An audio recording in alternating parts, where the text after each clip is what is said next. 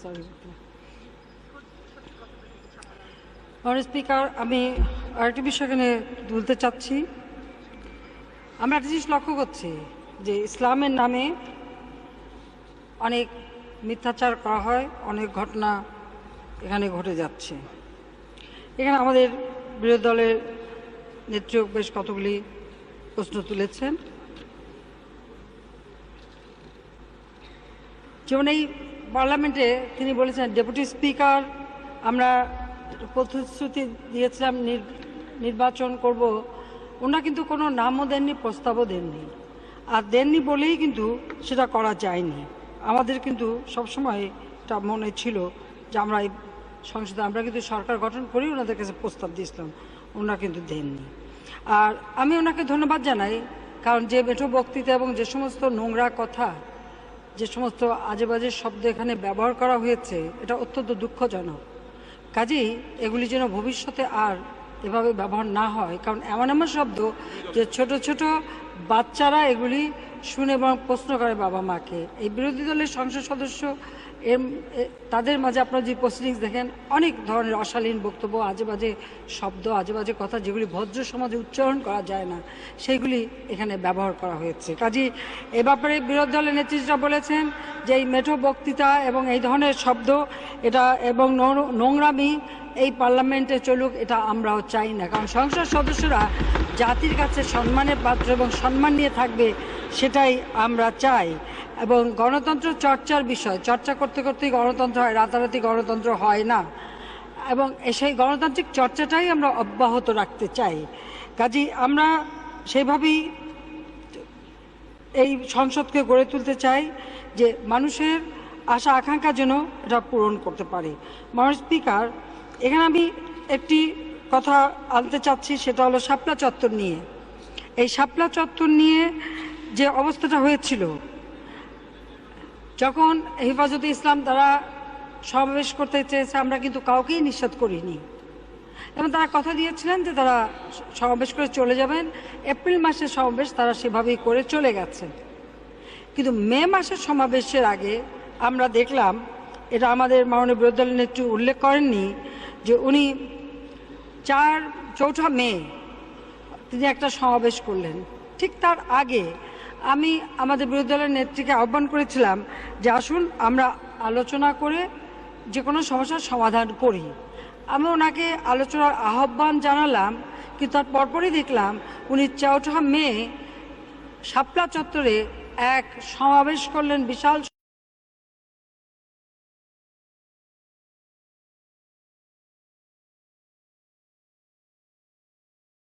ওনারা ক্ষমতায় চলে আসতেন। এইভাবেই এক একজনের বক্তব্য আমি নিজেও বসে বসে সেই বক্তব্যগুলি শুনলাম। এরপরই হেফাজতে ইসলাম তাদের সমাবেশ পরের দিন 5 তারিখে, সেখানে কিন্তু কথা ছিল, কারণ পুলিশের পারমিশন নিয়েছিলেন, এবং কথা ছিল যে তারা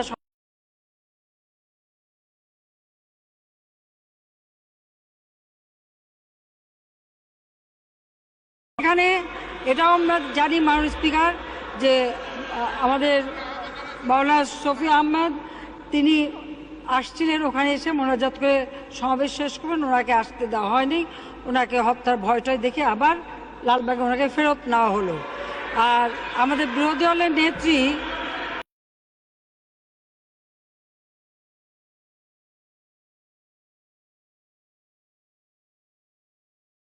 উনি আর উঠবেন না, সরকারের পতন না হওয়া পর্যন্ত উনি উঠবেন না, আর ঢাকাবাসী এসে যেন সেখানে যোগ দেন, এবং সেই আহ্বানটা তিনি করলেন। যাক, ওনার দলেরই কিছু লোক বোধহয় দ্বিমত পোষণ করলো, যে কারণে উনি উঠে চলে গেলেন। পরের দিন হেফাজতে ইসলাম 5 তারিখে এসে বসলো, এবং তারা সেখানে তাদেরকে বলা হলো রাত্রে থেকে যেতে, এবং বলা হলো 200 গরু আনা হয়েছে, সবাইকে খাওয়া হবে, যতদিন লাগবে ততদিন লাগবে, এবং খাবার দাবার পানি নাস্তা সব দেওয়া হলো। মাননীয় স্পিকার, সেখানে কারা এসেছিল? মাদ্রাসার কচি কচি শিশু বাচ্চা, তাদের নিয়ে, তারা জানেও না। তাদেরকে বলা হয়েছিল যে বড় হুজুর সেখানে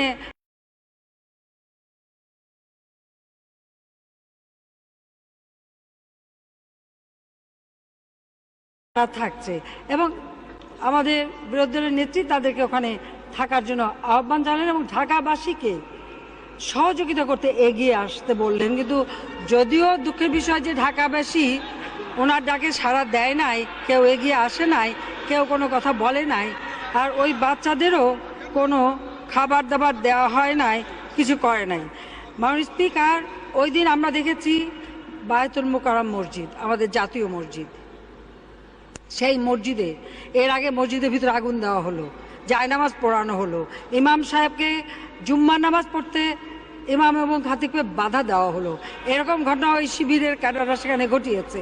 আর তারপরে 5 থেকে আমরা কি দেখলাম, এই 5-6 তারিখে সমস্ত ওখানে যারা ছোট ছোট হকার বসতো, তারা কোরআন শরীফ, তসবিহ, জায়নামাজ, টুপি এগুলি বিক্রি করত, বিভিন্ন ধর্মীয় বই বিক্রি করতো, অন্যান্য অনেক জিনিস বিক্রি করতো। সেখানে সমানে আগুন দেওয়া হলো এবং এগুলি সমস্ত প্রকাশ্যে, এবং তাদের ছবিও আছে যে তারা সেখানে আগুন দিয়ে কোরআন শরীফ পোড়ালো, আগুন দিয়ে কোরআন শরীফ পুড়িয়ে সমস্ত ধর্মীয় জিনিসগুলি তারা ওখানে জ্বালা পোড়া করলো। সেটা পোড়াবার পরে আর সেই সাথে সাথে মসজিদের ভিতরে আগুন, সোনার দোকান লুটপাটের চেষ্টা, গাড়ি পোড়ানো, এই গাছগুলি সমস্ত করাত দিয়ে দিয়ে সমস্ত গাছগুলি কাটা, আইল্যান্ডগুলি ভাঙ্গা, এই ধরনের ঘটনা ঘটানো হলো। সেই অবস্থায় আইন শৃঙ্খলা রক্ষাকারী সংস্থা কি করবে?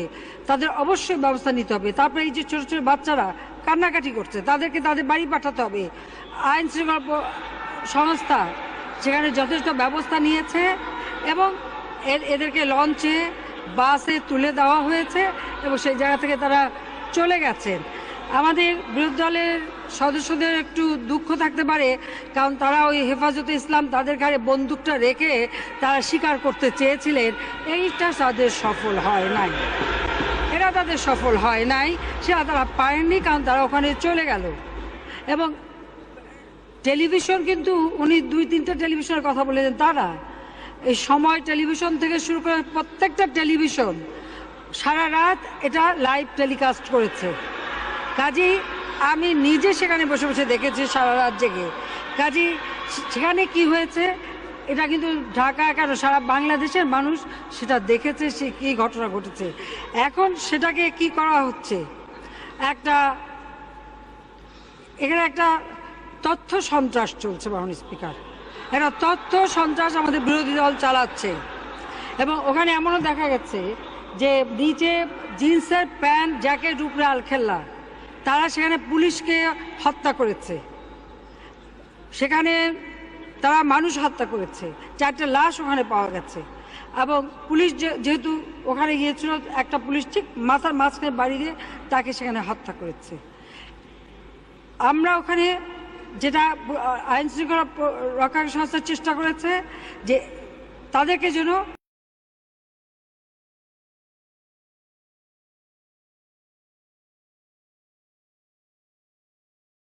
লঞ্চ ঘাটে পৌঁছে দেওয়া হয়েছে, বাস টার্মিনালে পৌঁছে দেওয়া হয়েছে, তারা চলে গেছেন।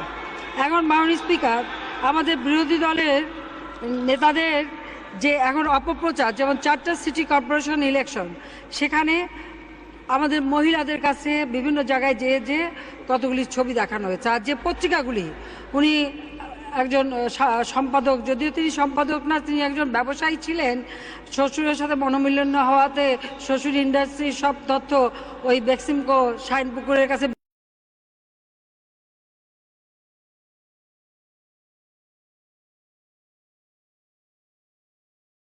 মালিক হওয়া যায় না। তবে তিনি আবার আমাদের বিরোধী দলের নেত্রী যখন ক্ষমতায় ছিলেন, ওনার জ্বালানি বিষয়ক উপদেষ্টা ছিলেন। তো বিদ্যুৎ ঘাটতি কেন আর গ্যাসের ঘাটতি কেন সেটা একটু হিসাব করলে পাবেন যে এমন এক উপদেষ্টা বানালেন যে বিদ্যুৎ উৎপাদনও কমালো, গ্যাসেরও ঘাটতি করালো, কিন্তু উনি বড়লোক হয়ে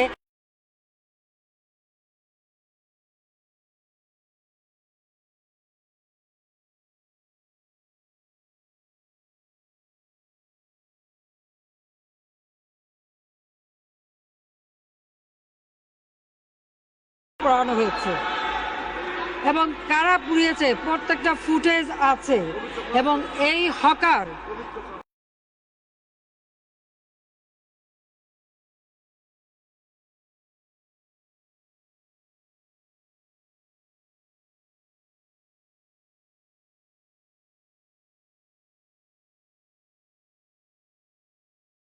দিয়ে পুড়িয়েছে।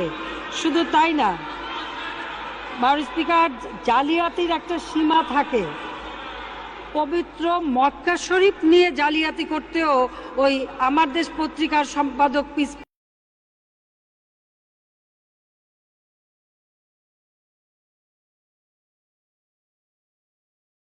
আমার দেশের সম্পাদক এনরা বসে বসে অনেক কিছুই তৈরি করেন। এই যে কাবা শরীফের গিলাফ পরিবর্তনের ছবি, এটা কিন্তু কাবা শরীফের গিলাফ পরিবর্তনের ছবি। মাননীয় স্পিকার, এটা আমি আপনাকে দিতে পারি, আপনি দেখতে পারেন। এই ছবিকে জালিয়াতি করে দেখাচ্ছে যে আলেমদের নির্যাতনের প্রতিবাদে কাবা ইমামদের মানববন্ধন। এই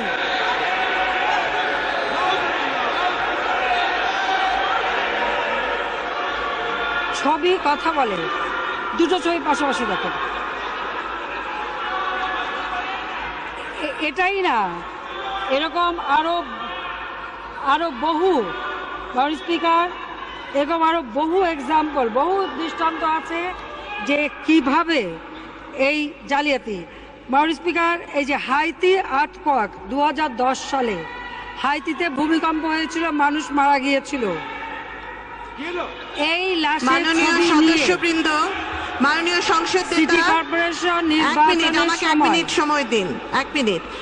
মাননীয় সদস্যবৃন্দ, মাননীয় সংসদ নেতা বক্তব্য দিচ্ছেন, আমি আপনাদের সকলকে নীরবতা পালন করার জন্য বিনীত অনুরোধ জানাচ্ছি। বিরোধী দলের নেতা সুন্দর পরিবেশে বক্তব্য দিয়েছেন, আমি আশা করব সংসদ নেতার বক্তব্য আমরা সবাই শুনব এবং সকলে আমার সাথে সহযোগিতা করবেন। আপনাদেরকে ধন্যবাদ। মাননীয় প্রধানমন্ত্রী। মাননীয় স্পিকার, সে হাইতির আর্থকোয়াকের ছবি, এটাকে নিয়ে দেখাচ্ছে যে শাপলা চত্বরে নাকি মানুষ বলে বললো 2500-3000 মানুষ মেরে ফেলেছে বলে ওনারা বিবৃতি দিয়ে ফেললেন এবং একটা নামও বলে ফেললেন যে একজন এইগুলি করেছে। কিন্তু এটা মূলত 2010 সালে হাইতিতে যে আর্থকোয়াক, সেই ছবি এই সিটি কর্পোরেশন, সিলেট, বরিশাল, রাজশাহী, খুলনা, এখানেও এই ছবি দেখে দেখে বিভ্রান্ত করা হয়েছে আমার মা বোনদেরকে। শুধু তাই না, এবং গাজীপুরে তাই করছে।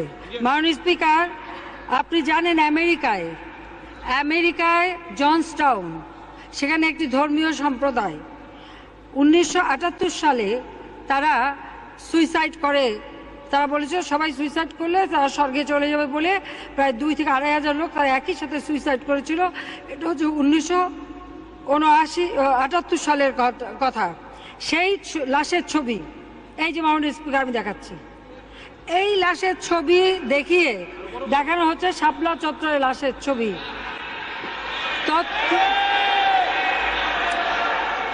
তথ্য সন্ত্রাস কাকে বলে মাননীয় স্পিকার?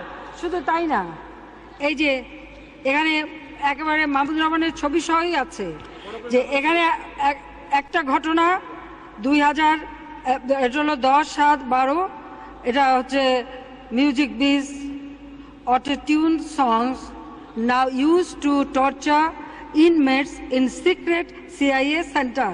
এটা হলো ডেইলি স্কুইপ বলে একটা ইন্টারনেটে এই ছবিটা, সেই ছবিটার নিয়ে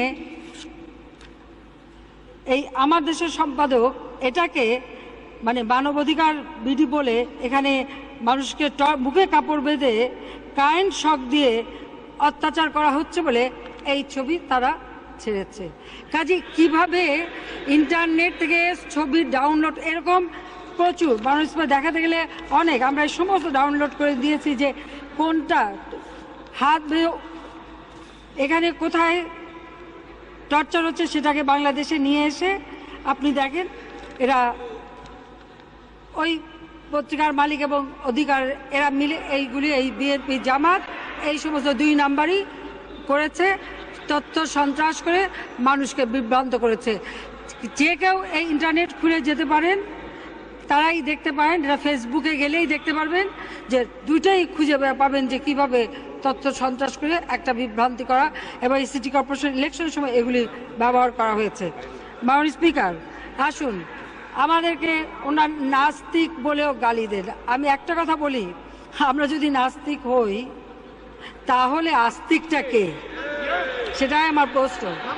এখানে কোনো মাননীয় সংসদ সদস্য আমার বুজুর্গ, আমার দাদা দাদি থেকে শুরু করে সকলের নামে যে জঘন্য এবং অসত্য কথা বলেছেন, আমি এখানে বসে বসে সব শুনেছি মাননীয় স্পিকার, আমি কোনো কথা বলিনি।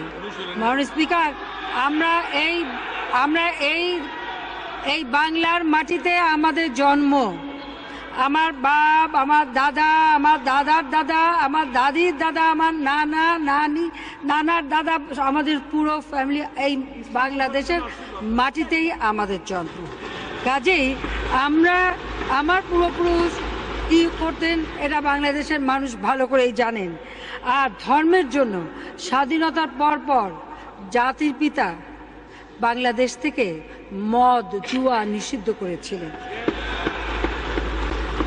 মাননীয় speaker, military dictator Ziaur Rahman যখন ক্ষমতায় আসে, তিনি তখন এই মদ জুয়ার লাইসেন্স দেওয়া শুরু করেন। বঙ্গবন্ধু ঘোর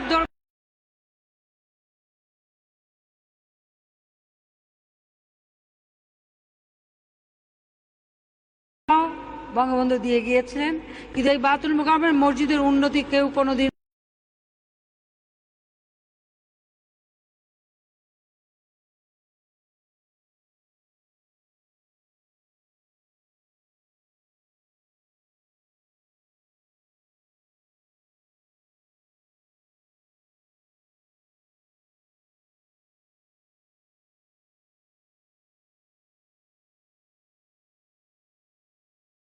এর মধ্যে 2001 সালে আমাদের 5 বছর শেষ হয়ে গেল। ওই বায়তুল মোকাররম মসজিদের কাজ ওইখানেই পড়েছিল। বিএনপি 5 বছর ক্ষমতায় একখানা ইটও ওই মসজিদে ফেলে নাই বা একটা কাজও করে নাই। ওনারা এত ধর্মে বিশ্বাস করে যে বায়তুল মোকাররম উন্নতি করে নাই। আল্লাহর রহমতে 2008 সালে নির্বাচনের সরকার এসে আপনি যান, এখন দেখবেন ওই বায়তুল মোকাররম মসজিদ আমরা এটার উন্নয়ন করেছি। সৌদি থেকে মিনিস্টার এসেছে, একই সাথে মসজিদ আমরা উদ্বোধন করেছি। কাজে আমরা করেছি। কাজেই যারা মক্কা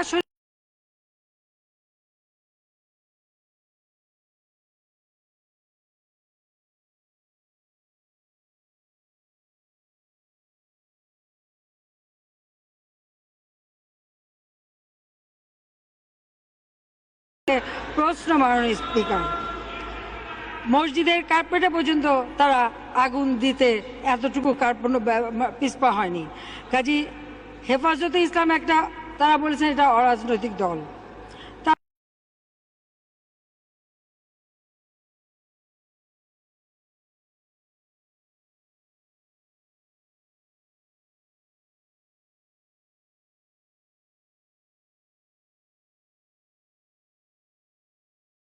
দিতে চেয়েছেন, তাকেও দিয়ে সেটা আমরা পৌঁছে দিয়েছি। কারণ কোন ধর্মীয় যারা, তাদেরকে আমরা অবমাননা করতে চাই না, কিন্তু তাদেরও ধর্ম প্রচার এবং আমাদের ধর্ম সম্পর্কে মানুষের জন্য কোনো রকম অন্য ধরনের চিন্তা না হয়, সেদিকে তো আমাদের দৃষ্টি।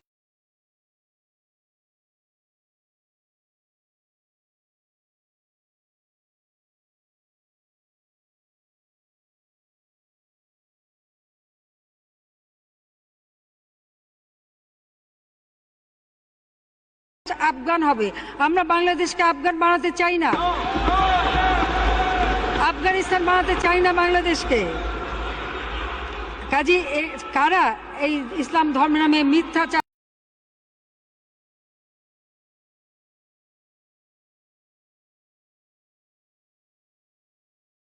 এটা সবাই দেখতে পারে। মাননীয় স্পিকার,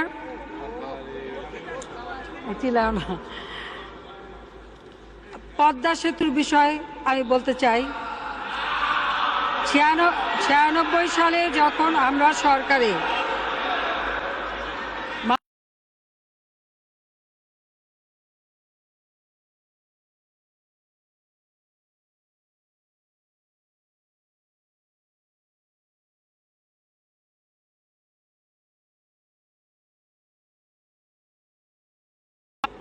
তখন জাপানের কাছে আপনি যমুনা নদীর উপর সেতুর প্রস্তাব দেন এবং জাপান ওটা ফিজিবিলিটি স্টাডি করে দেয় এবং সেতু নির্মাণের প্রক্রিয়া তখন থেকে শুরু।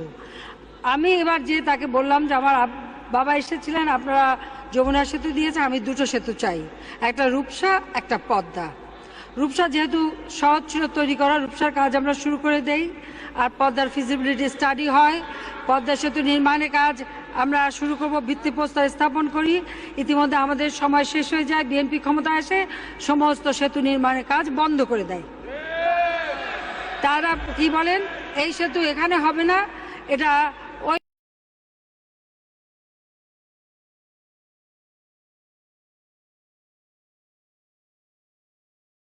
এই সেতু মাওয়াতেই হতে হবে।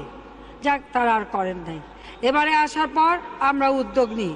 মাননীয় স্পিকার, আমরা জানি 2005 সালে যখন বিএনপি ক্ষমতায়, তখন বিএনপির দুর্নীতির কারণে ওয়ার্ল্ড ব্যাংক 6টা প্রকল্প বাতিল করে দেয়। সেটা হচ্ছে যোগাযোগ, সেতু এবং বিদ্যুৎ। এবং যখন ওয়ার্ল্ড ব্যাংক এই প্রকল্পগুলি বাতিল করে দেয় তাদের দুর্নীতির কারণে, তখন ওয়ার্ল্ড ব্যাংকের যিনি প্রতিনিধি এখানে ছিলেন তাকে বিএনপি সরকার পার্সোনাল নন গ্রেতা ডিক্লেয়ার করে পাঠিয়ে দেয়। এটা হলো বাস্তব কথা। কাজী ক্রিস্টিনা ওয়ালিস এখানে ছিল, তাকে পার্সোনাল নন গ্রেতা ডিক্লেয়ার করে পাঠিয়ে দেয়। আমরা পদ্মা সেতু জন আয়োজক, আমরা জানি যে যোগাযোগ, সেতু, বিদ্যুৎ, গ্যাস এইসব খাতে ওয়ার্ল্ড ব্যাংক টাকা দেয় না, বিএনপির দুর্নীতির কারণে এটা বন্ধ করে দিয়েছে। আমরা এডিবির সাথে, জাইকার সাথে, ইসলামিক ডেভেলপমেন্ট ব্যাংকের সাথে আমরা কথা বলে এই সেতু নির্মাণের সমস্ত আয়োজন আমরা করি। তখন ওয়ার্ল্ড ব্যাংক এগিয়ে আসে।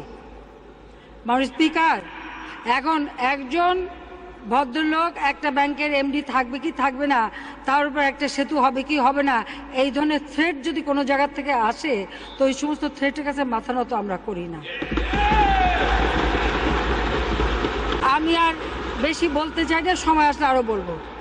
যাই হোক, মাননীয় স্পিকার,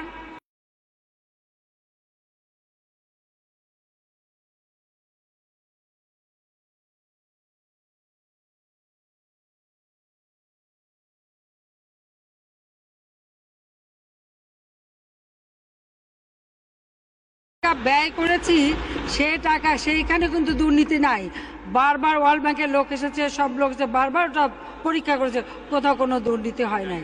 আর যেখানে টাকা ছাড় হয় নাই, যেখানে কোনো টাকা লেনদেন হয় নাই, সেখানেই দুর্নীতি। প্রথম হলো দুর্নীতি। আমি চ্যালেঞ্জ করলাম, এই চ্যালেঞ্জ করার কারো কোনো সুযোগ কোনোদিন অতীতে ওই সাহস দেখায়নি। আমি যখন চ্যালেঞ্জ করলাম যে এটা দুর্নীতি, কোথাও আগে দেখাতে হবে, আমি বললাম ডকুমেন্ট দেন, বারবার দেবে বলে তারা দিতে পারলো না, এবং এটা নিয়ে বহু ষড়যন্ত্র শুরু হলো। আমরা বললাম আমরা নিজের টাকায় পদ্মা সেতু নির্মাণ করব আল্লাহর রহমতে। তারপরে তারা কি বললেন, বললেন না দুর্নীতি হয় নাই, তবে দুর্নীতির ষড়যন্ত্র হয়েছে। সেই ষড়যন্ত্রেরও কোনো সঠিক তথ্য এ পর্যন্ত তারা কিন্তু দিতে পারে নাই। তারা একের পর এক শর্ত দিয়েছে, আমরা প্রত্যেকটা শর্ত মেনেছি, তারপরেও তারা কোনো সঠিক তথ্য তারা দিতে পারে নাই। আমাকে হেয় করার জন্য, আমার পরিবারকে হেয় করার জন্য অনেক ষড়যন্ত্র করেছে। আজকে কথা বললেন কমিশন কে খেয়েছে। মাননীয় স্পিকার, আমি একটু তাহলে বলি। আমি তার আগে বলিনি পদ্মা সেতুর কথা, সে তথ্য আমার কাছে আছে। পদ্মা সেতু নির্মাণের কাজ আমরা ইনশাল্লাহ শুরু করেছি। ঢাকা মাওয়া অ্যাপ্রোচ রোড তৈরি করারও আমাদের কন্ট্রাক্ট হয়ে গেছে। জাজিরা অ্যাপ্রোচ রোড, সেটাও নির্মাণের কাজ ইতিমধ্যে শুরু হয়েছে। এবং মূল পদ্মা সেতু নির্মাণের জন্য ইতিমধ্যেই এই মাসের 27 তারিখে আমরা টেন্ডার করে দিয়েছি। মাননীয় স্পিকার, একটা সরকার দেশবাসীর মাথা উঁচু রাখার জন্য,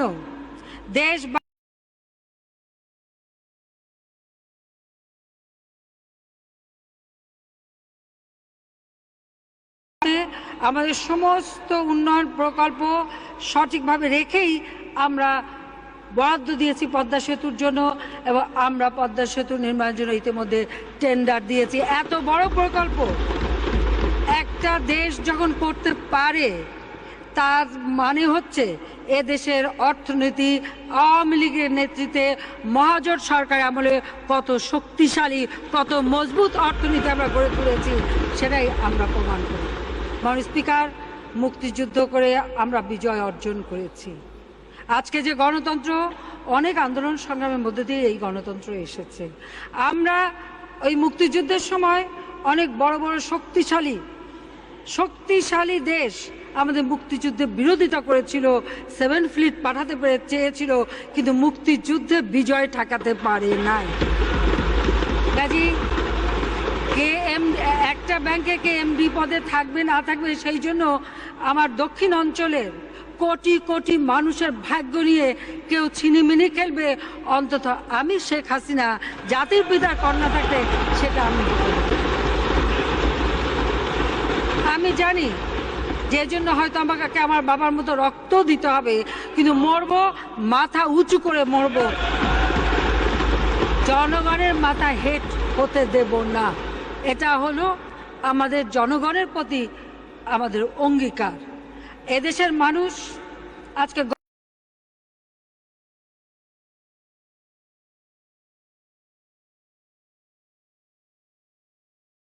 দেশের মানুষ সকলে তখন এসেছিল, প্রত্যেকের আমি সহযোগিতা পেয়েছি। তারা এই দেশের জনগণই আমাকে সাহস জুগিয়েছে যে হ্যাঁ আমরা এই সিদ্ধান্ত নিতে পারি, এবং তা আমরা আজকে করে প্রমাণ করে দিলাম। ইনশাআল্লাহ পদ্মা সেতু নির্মাণ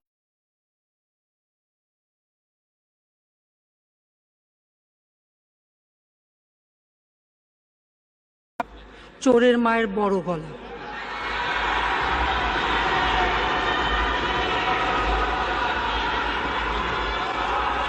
মাননীয় স্পিকার,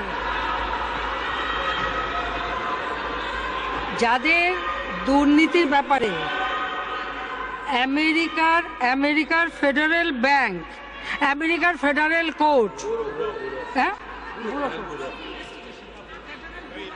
আমেরিকার ফেডারেল ব্যুরো অফ ইনভেস্টিগেশন করে, অর্থাৎ FBI তদন্ত করে তারা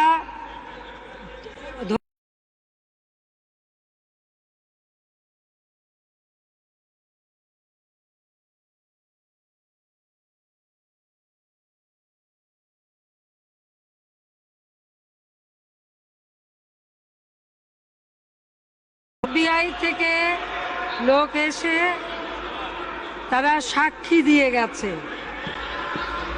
এক পুত্রের পাচারকৃত টাকা বাংলাদেশে ফেরত এসেছে, আমরা ফেরত এনে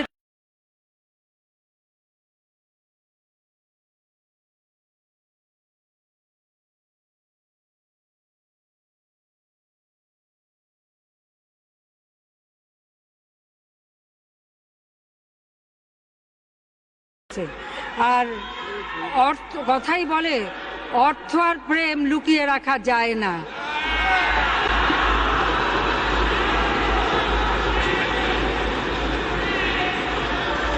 মাননীয় স্পিকার, কারো যদি অর্থ হয়, অর্থের জৌলুস ফেটে বেরোয়, অর্থের জৌলুস ফেটে বের হয়। যারা ভাঙ্গা সুটকেস সেরা গেঞ্জির মালিক ছিল, তাদের অর্থের জৌলুস কত দেশবাসী দেখতে পাচ্ছে। আমি আর এ ব্যাপারে আর বলতে চাই না। মাননীয় স্পিকার, আমরা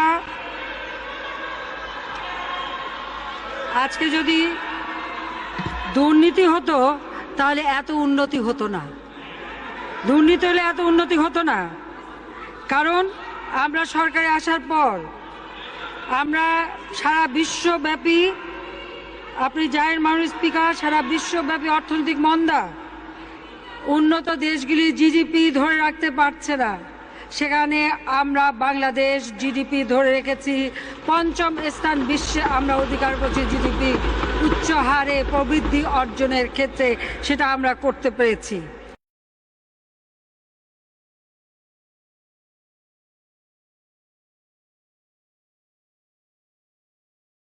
সাথে নামিয়ে আনতে সক্ষম হয়েছি। চালের দাম 38 থেকে 10 টাকায় নামিয়ে এনেছি। মানুষের মাথা পিছু আয় বৃদ্ধি পেয়েছে। আগে একটা দিন মজুর যেখানে 70-80 টাকা কামাই করত, 2 কিলো 3 কিলো চাল কিনতে পারতো না, আজকে তারা যে মজুরি পায় তাতে 10 থেকে 12 কেজি পর্যন্ত খাদ্য কিনতে পারে। এই সামর্থ্য তাদের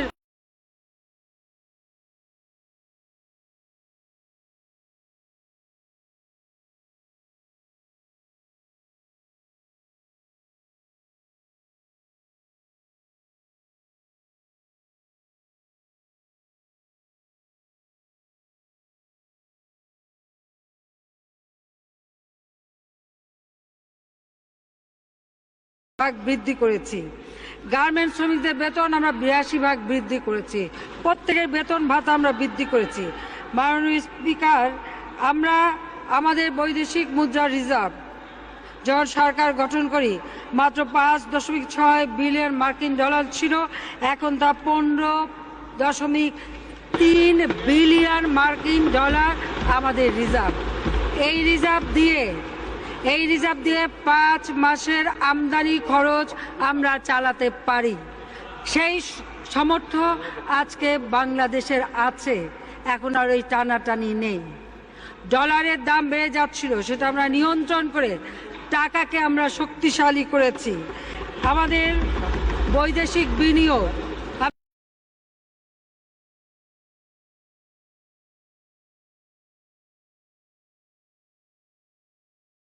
বৈদেশিক বিনিয়োগ এবং আমরা বৃদ্ধি করেছি প্রায় 14% বেশি, অর্থাৎ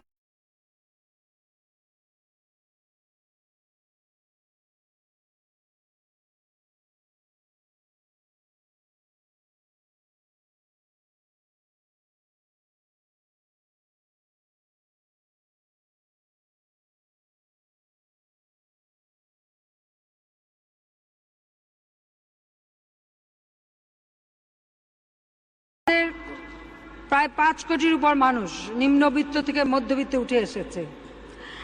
কর্মসংস্থানের ব্যবস্থা আমরা গ্রামগঞ্জে পর্যন্ত করে দিয়েছি। 90 লক্ষ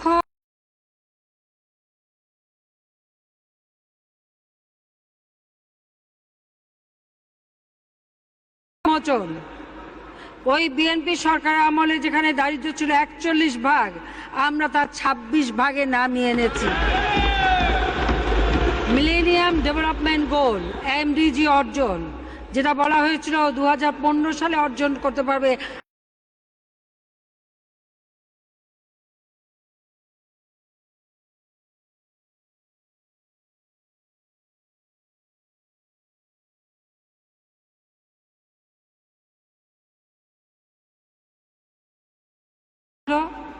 আমরা 96 সালে আসলাম ক্ষমতায়। দেখি মালয়েশিয়াতে 1,56,000 লোক অবৈধ। এই বিএনপির সব নেতারা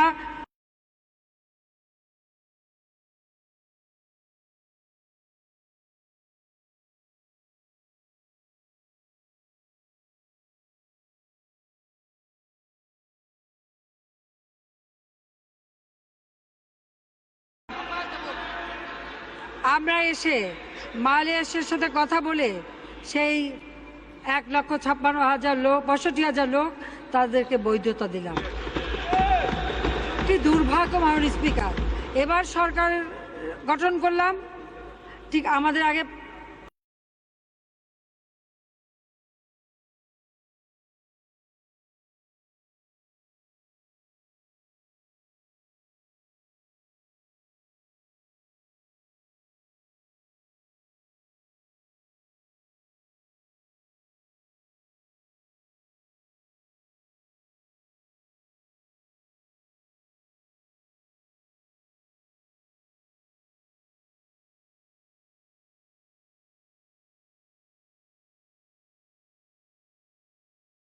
আমি ওনাকে বললাম, যেখানে আমরা দুজনই সেকেন্ড জেনারেশন, আমাদের সাথে একে অপরে সাহায্য করা দরকার।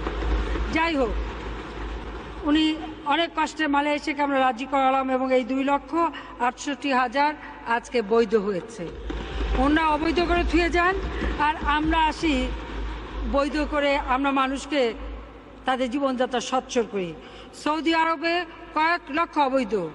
আমরা আমাদের কূটনৈতিক সাফল্য এখানে যে সৌদি আরবের সাথে কথা বলার পর তারাও তাদেরকে বৈধতা দিতে রাজি হয়েছে।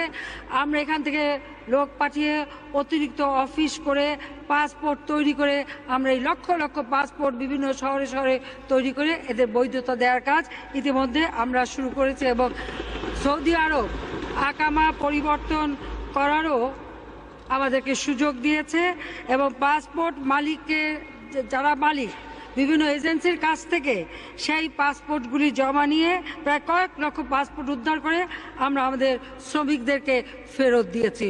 ওনার যেতেন, ওই একবার দেখলাম পেপারে কয়শো সুটকেস নিয়ে গেলেন আর কি করলেন ওই দেখেছিলাম। যে মানে অবৈধভাবে সমস্ত লোকগুলি ওখানে রেখে এসেছেন, তারা মানবেত জীবন যাপন করছিল।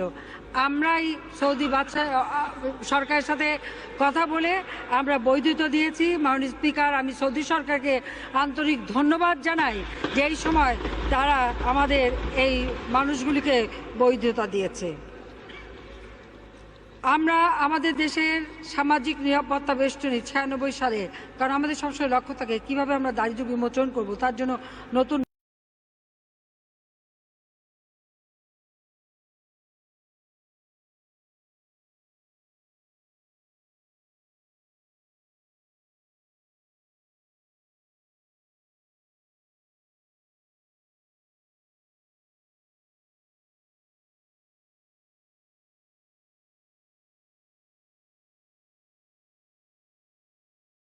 বছরে 1 লাখেরও বেশি ভূমিহীন পরিবারের মধ্যে 52,424 একর খাস জমি আমরা বিতরণ করেছি। অন্তত জমি জমা আমাদের কেউ দখল করে নেয়নি। 164টি গুচ্ছগ্রাম, 8,222টি ভূমিহীন পরিবারকে আমরা পুনর্বাসন করেছি। কাজে মাননীয় স্পিকার, 96 সালে যখন আমরা সরকারে, তখন আমরা দারিদ্র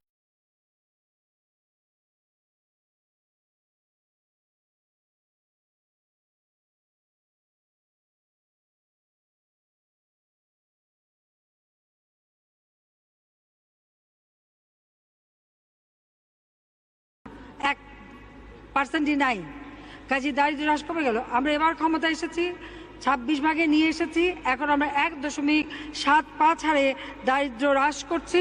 ইনশাআল্লাহ ওই এমডিজি অনেক আগেই বাংলাদেশ আমরা দারিদ্র্যমুক্ত করতে পারবো।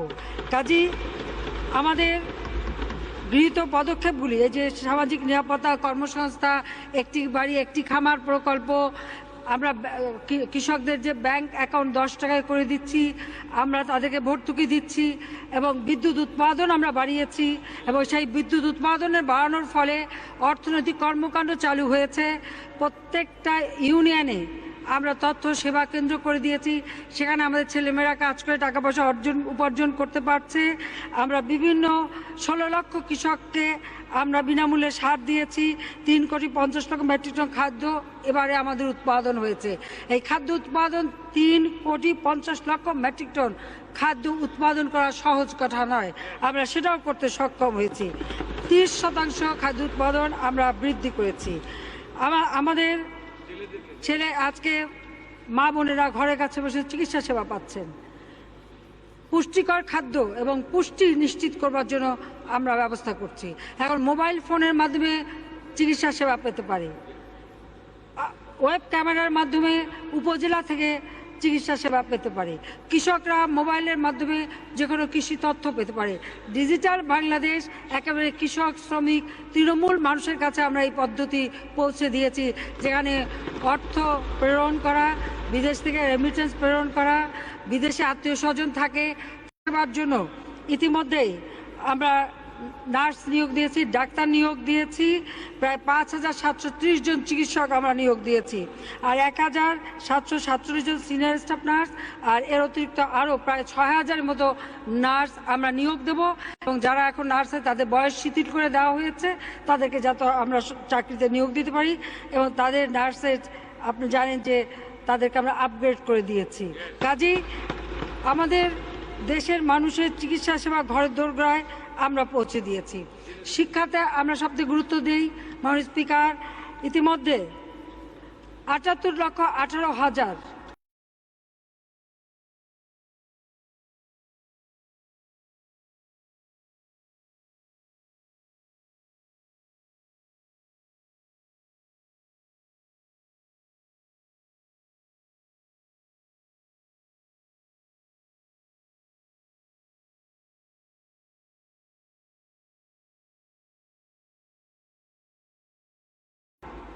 পাশের হার 89.3 ভাগে উন্নীত হয়েছে, 10 ভাগের নিচে ফেল কমে গেছে। এখন সমস্ত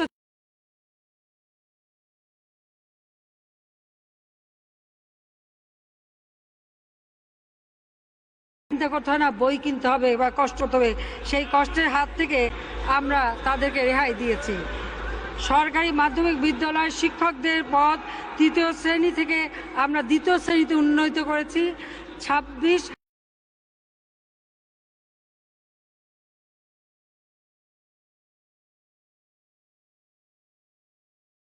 সরকারি চাকরি সরকারিকরণ করেছি।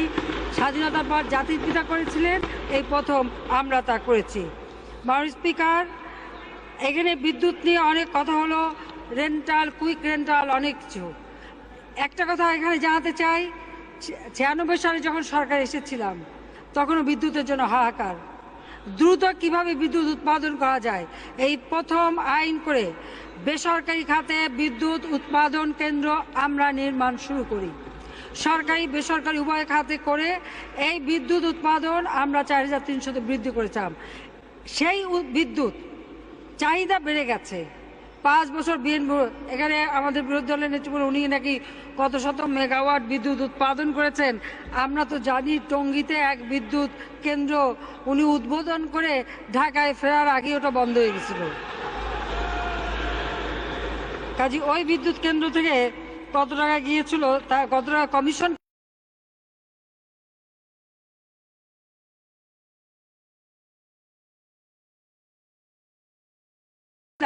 সেগুলি কিন্তু আর বাস্তবায়ন করেনি। এবারে একনেকে এসে অনেকগুলি আবার আমাদেরকে বাস্তবায়ন করতে হয়েছে। আমরা 30 লক্ষ গ্রাহক নতুন সংযোগ পেয়েছে। বিদ্যুৎ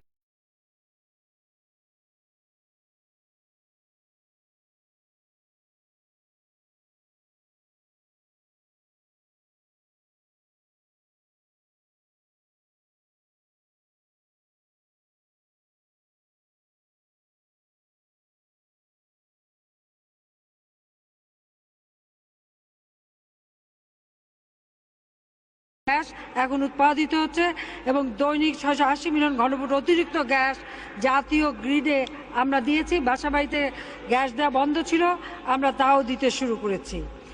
রাস্তাঘাট আমরা উন্নয়ন করেছি। একটা রাস্তাঘাট কিন্তু এরা করে যায়নি। কি অবস্থা, খাবলা খাবলা সব ছিল, বৃষ্টির সময় সব উঠে যেত। এবারে আমরা আসার পর মাননীয় স্পিকার, প্রতি বছর মেরামতের কাজ যদি করা হয় তাহলে রাস্তা এরকম নষ্ট হয় না। উন্নত সমস্ত মেরামতের টাকা মেরে খেয়েছেন, কাজে একটা টাকাও খরচা করেনি। আমরা এসে স্পেশাল প্রজেক্ট করে এই রাস্তাগুলি আমরা মেরামত করেছি। কারণ এই রাস্তায় প্রজেক্ট সব ওয়ার্ল্ড ব্যাংক বাতিল করে দিয়েছিল দুর্নীতির কারণে। বিআরটিসিকে আমরা বিআরটিসিকে সেই সময় শক্তিশালী করে গিয়েছিলাম। তারপরে সে বাসটা সব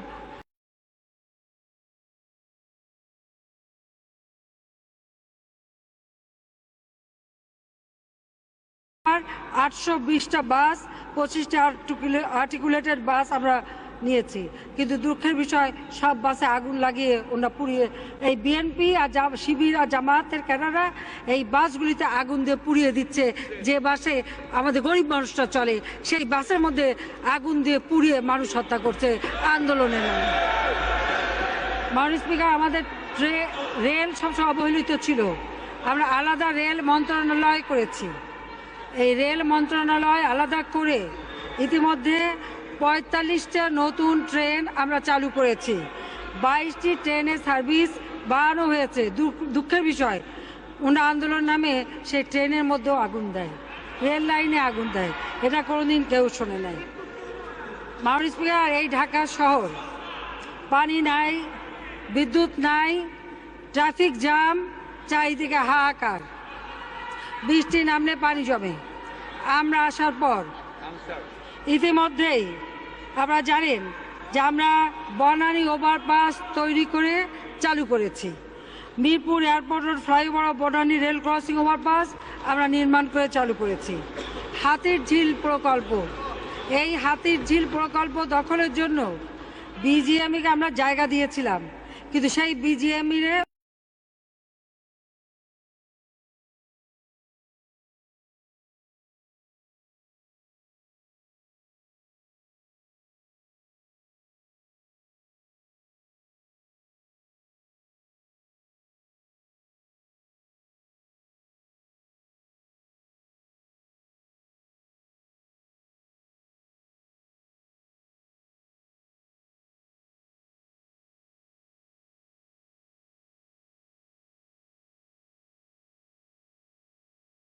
থাকে সেখানে যাতে চিকিৎসা সেবা পায় তার জন্য আমরা ব্যবস্থা করছি। পানির সমস্যা আমরা সমাধান করে যাই, বিএনপি আসে আবার সমস্যার সৃষ্টি করে, আবার আমরা আসি আবার সমস্যার সমাধান করতে হয়।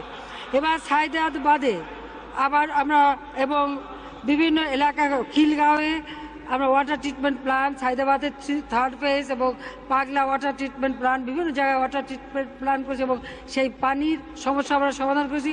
আমি দেশবাসীকে বলবো আর ঢাকাবাসীকে বলবো পানি ব্যবহার এবং বিদ্যুৎ ব্যাপারে একটু তারা যেন তাদের বিলটা যাতে কম আসে তাই কমায় প্রয়োজন মতো যেন ব্যবহার করে, অপচয় যেন না করেন সেটা আমরা বলবো।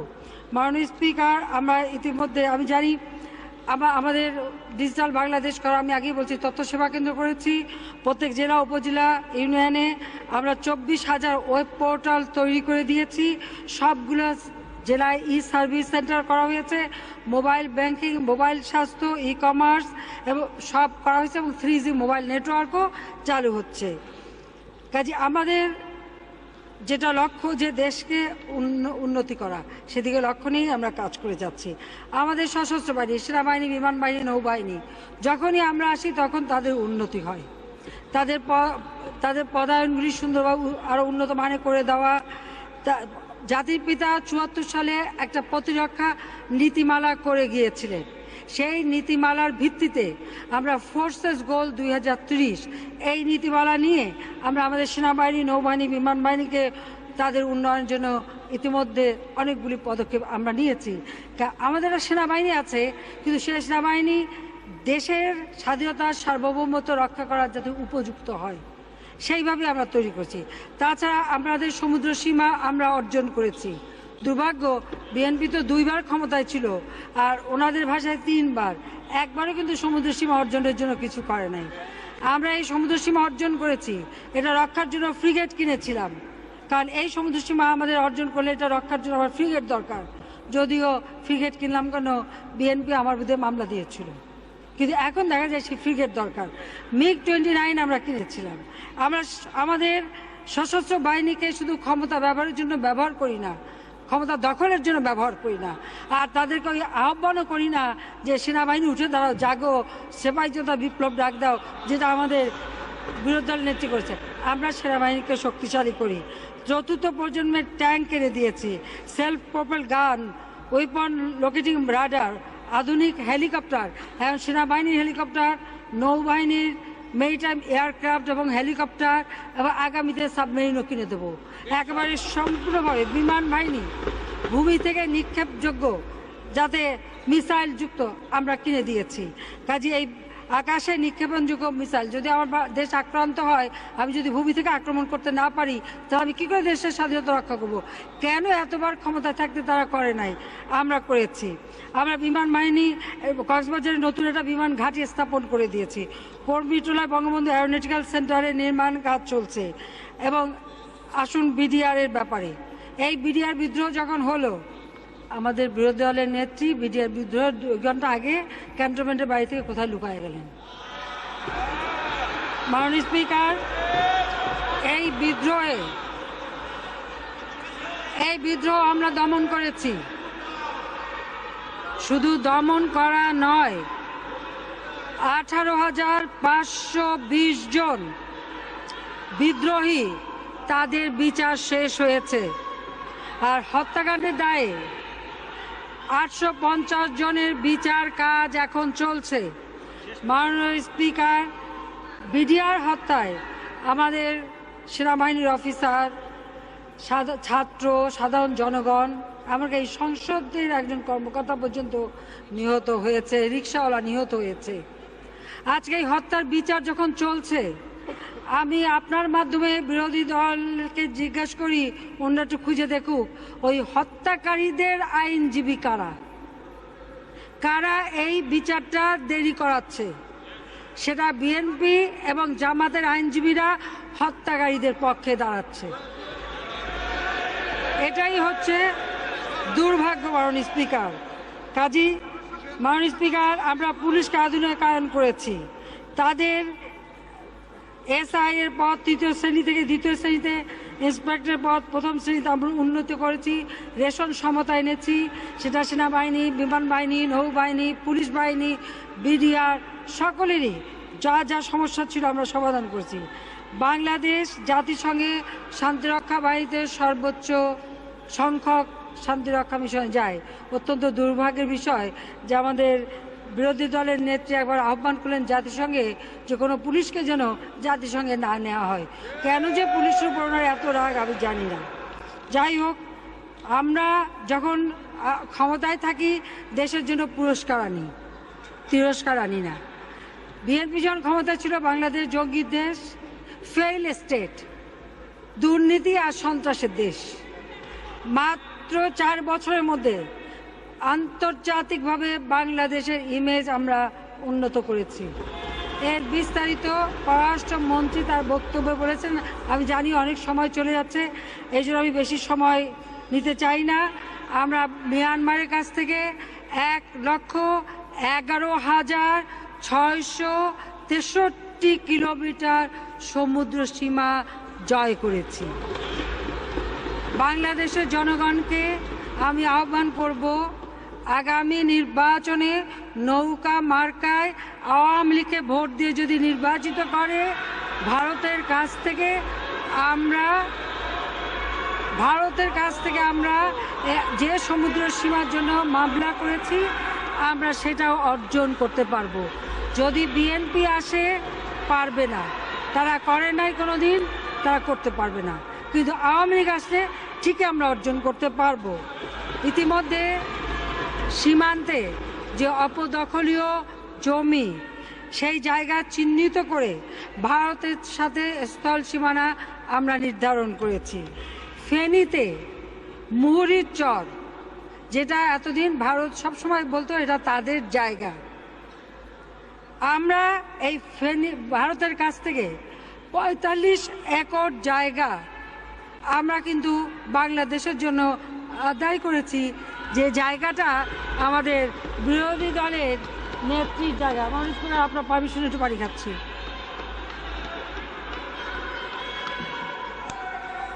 কাজে আমার অন্তত আমাকে বিরোধী দলের ধন্যবাদ দেবে যে তাদেরকে আমি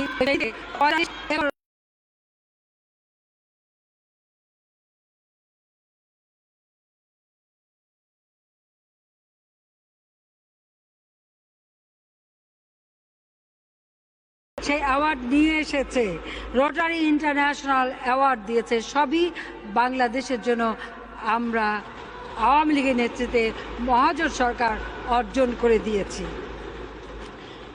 জঙ্গি তৎপরতা, সন্ত্রাস দূর করার ফলে বাংলাদেশ বিশ্বে প্রশংসিত হচ্ছে। জাতিসংঘে আমরা 66তম অধিবেশনে আমি যে জনগণের ক্ষমতায়ন ও শান্তিকেন্দ্রিক উন্নয়ন মডেল, এই জনগণের ক্ষমতায়ন ও শান্তিকেন্দ্রিক উন্নয়ন মডেল যেটা উপস্থাপন করেছিলাম সর্বসম্মতিক্রমে 193টা দেশের সমর্থনে, সেই রেজুলেশন পাস হয়েছে। সাধারণ পরিষদের 67তম অধিবেশনে সাইমা ওয়াজেদ পুতুল অটিজম আক্রান্ত শিশু তার পরিবারের জন্য আর্থসামাজিক সহায়তা শীর্ষক একটা প্রস্তাব দেয়। সেই রেজুলেশন আকারে সেটা গৃহীত হয় এবং সেটাও পাস হয়েছে। কাজেই জাতিসংঘ মহাসচিব তিনি বাংলাদেশে বলেছেন যে বাংলাদেশ উন্নয়নের রোল মডেল, কারণ অর্থনৈতিক উন্নয়নের শীর্ষে 5টি দেশের মধ্যে বাংলাদেশ। আমাদের মাননীয় স্পিকার, আমি জানি অনেক বলা আছে, আমি আর বলতে চাই না। যে ইস্যুটা সব থেকে বেশি প্রয়োজন, ওনার যে বিষয়টা শুনতে চান, সবাই শুনতে চায়, আমি সেটা বলছি, সেটা হচ্ছে জাতীয় নির্বাচন।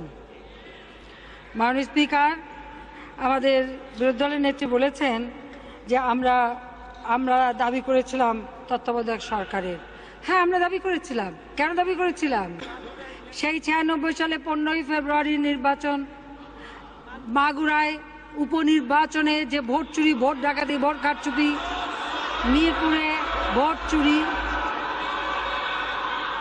আর তার বেশি দূর যাওয়া লাগবে না মাননীয় স্পিকার। ওনার যখন ক্ষমতায় 2004 সালে নির্বাচনে এই ঢাকা 10 থেকে মোসাদ্দেক হোসেন ফালু ইলেকশন করেছিল, সকলের চোখের সামনে কোনো ভোটার লাগে নাই, ভোটার বিন জিতে গেছিলেন। এই ধরনের নির্বাচন ওনারা করতেন। কাজেই মাননীয় স্পিকার, জনগণের ভোটের অধিকার, ভাতের অধিকার নিশ্চিত করার জন্যই আমাদের এই আন্দোলন ছিল এবং জনগণের সমর্থন ছিল। ইউনিয়ন পরিষদ ইলেকশনে প্রায় 250 লোক কাছাকাছি মৃত্যুবরণ করে। প্রত্যেকটা নির্বাচনে মানুষের এটা বিশ্বাস উঠেছিল, প্রত্যেকটা নির্বাচনে খুন খারাপি, ভোট দখল। নির্বাচন মানেই ছিল 10টা হুন্ডা 20টা গুন্ডা, নির্বাচন ঠান্ডা। এই ছিল ওনাদের নির্বাচনের মডেল। আমরা জনগণের ক্ষমতায়নে বিশ্বাস করি, আমরা জনগণের অধিকারে বিশ্বাস করি, সাংবিধানিক অধিকার নিশ্চিত করবার জন্যই আন্দোলন করেছি। এবং আজকে ছবিসহ ভোটার তালিকা, স্বচ্ছ ব্যালট বাক্স এবং নির্বাচনের সময় জনগণ শান্তিপূর্ণভাবে ভোট দিতে পারবে, যাকে দেবে সে নির্বাচিত হবে। এ পর্যন্ত যতগুলি নির্বাচন আমরা সরকারে আসার পর হয়েছে, প্রায় 5654টা নির্বাচন হয়েছে। মাননীয় স্পিকার, আমাদের দেশে 64,766 জন নির্বাচিত প্রতিনিধি, 64,766 জন নির্বাচিত প্রতিনিধি আমাদের দেশে। প্রতিনিয়ত কিন্তু ইলেকশন হচ্ছে, প্রত্যেকটা নির্বাচন অবাধ নিরপেক্ষ, প্রত্যেকটা নির্বাচনে ভোটার শান্তিপূর্ণভাবে ভোট দিতে পারছে। 4টে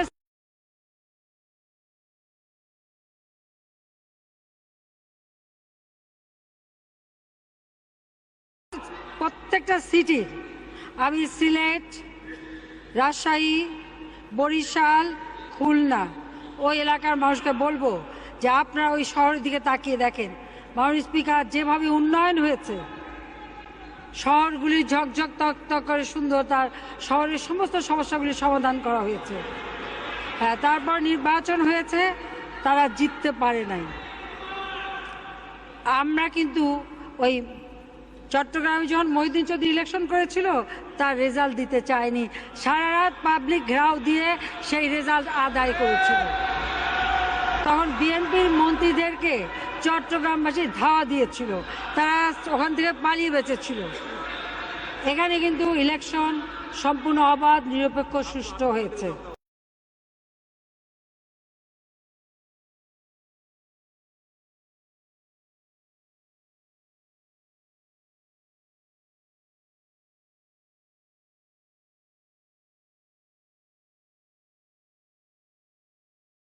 আমি অভিনন্দন জানালাম যে আমার এত দিনের একটা সংগ্রাম সার্থক, যে একটা অবাধ নিরপেক্ষ নির্বাচন হয়েছে।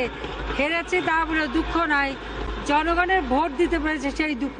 কিন্তু হঠাৎ এতদিন পরে, কত 11 দিন পরে না, 11 দিন পরে হঠাৎ আমাদের বিরোধী দলের নেত্রী মনে হলো যেন উনি ঘুম থেকে জেগে উঠে বললেন এই নির্বাচন অবাধ নিরপেক্ষ হয় নাই। তাহলে আমি জিজ্ঞাসা করি, মাননীয় স্পিকার, ওনাদের তো আবার নির্বাচন কারচুপি করার অভ্যাস আছে, উনি কি কারচুপি করে জিতছেন নাকি? কারণ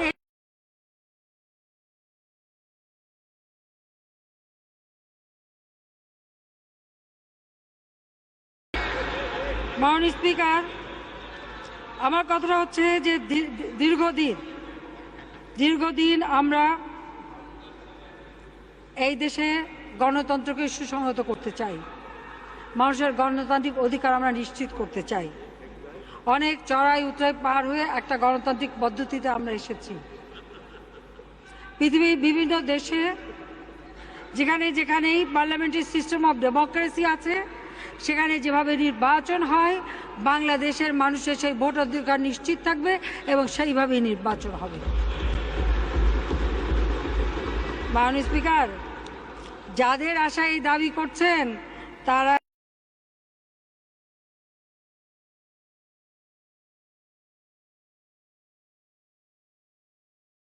বলে বললেন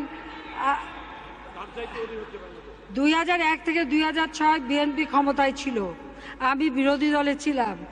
তত্ত্বাবধায়ক এসে যখন এই বিরোধী দলের নেতাদেরকে গ্রেপ্তার করলো, বহু বাচ্চা শুদ্ধ, অবিবাহিত মেয়ে শুদ্ধ, বিএনপির নেত্রী কিন্তু একটা প্রতিবাদ করে নাই। তখন প্রথম প্রতিবাদ করলাম আমি, এবং ডিজিএফআই যেহেতু ধরে নিয়ে গেছিল, এখানে বসা আছে, যদি বিবেক বলে কিছু থাকে তাহলে উনি বলবেন, সেই যাদের দিয়ে গেছিল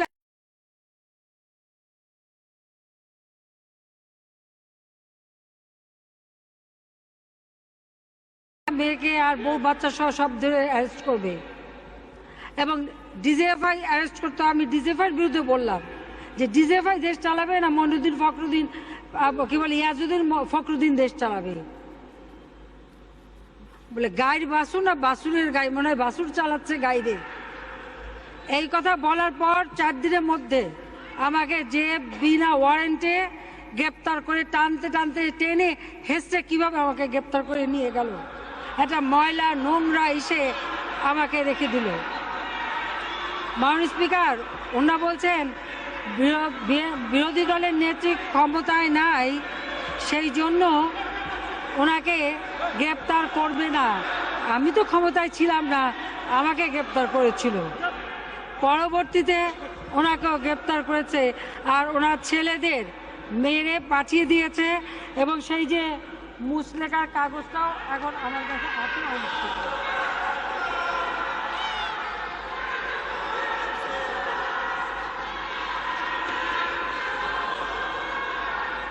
বাবা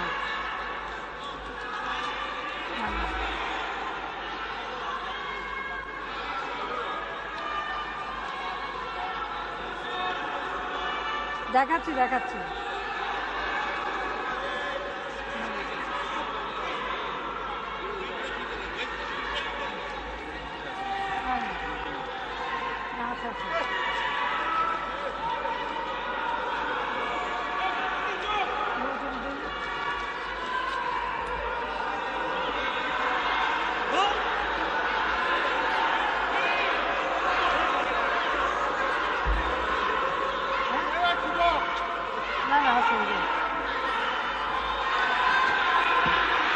আমি বের করে দেখাচ্ছি, আছে। হ্যাঁ আচ্ছা, আমি বলে যাচ্ছি, তারপরে বলি। সেই এখানে ছিল মাননীয় স্পিকার। হ্যাঁ কথা, আচ্ছা, সেই মুসলেখা দিয়ে ওনাকে চলে যেতে হলো একেবারে ইসের কাগজে লিখে, তারপরে নেওয়া হলো যে এই যে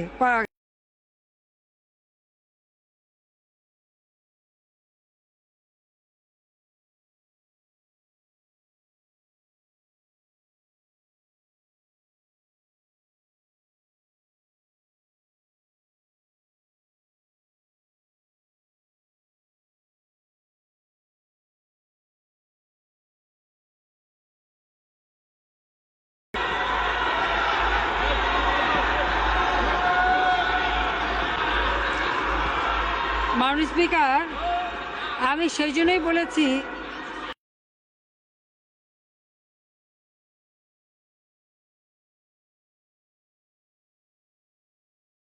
ভুললে চলবে না।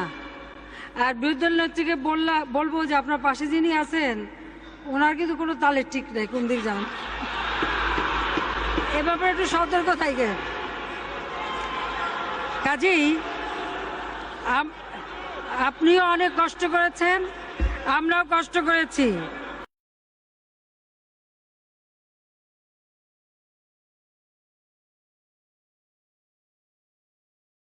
কারণ কুমিল্লা একবার অ্যাক্সিডেন্ট, একটা কাহিনী বলি, কুমিল্লা একবার অ্যাক্সিডেন্ট হয়েছিল গাড়ি, আমরা গেছিলাম ওনাদের দেখতে।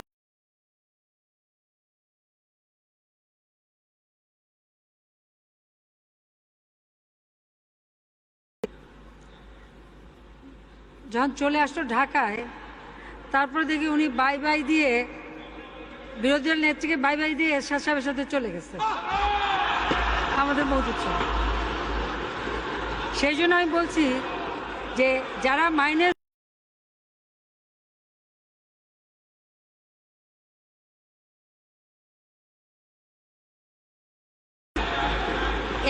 এই ব্যাপারেই সতর্ক থাকতে হবে। কাজেই গণতন্ত্র আছে, জনগণ ভোট দেবে। মাননীয় স্পিকার যদি বিরোধী দল জনগণ তাদের যদি ভোট দেয় তারা ক্ষমতা আসবে, যাকে ভোট দেবে তাকে আসবে। অন্তত বারবার ইলেকশন নিয়ে আর যেন কোনো রকম ঘটনা না ঘটে, অন্তত গণতন্ত্রের পথে একবার আমাদেরকে পা বাড়াতে হবে এবং আমাদের এগিয়ে যেতে হবে। এই গণতান্ত্রিক প্রক্রিয়া যেন থাকে সেটাই আমরা বলবো। কাজেই এখন নির্বাচন কমিশন সার্চ কমিটি করে রাষ্ট্রপতি করে দিয়েছেন, আর্থিকভাবে তারা ইন্ডিপেন্ডেন্ট। কাজেই এখানে অবাধ নিরপেক্ষ নির্বাচন হয়। কাজেই সেই নির্বাচন যাতে হয় অবাধ নিরপেক্ষ, সেটাই। কারণ গণতান্ত্রিক বিধি ব্যবস্থা না থাকলে একটা দেশের অর্থনৈতিক উন্নতি হবে না।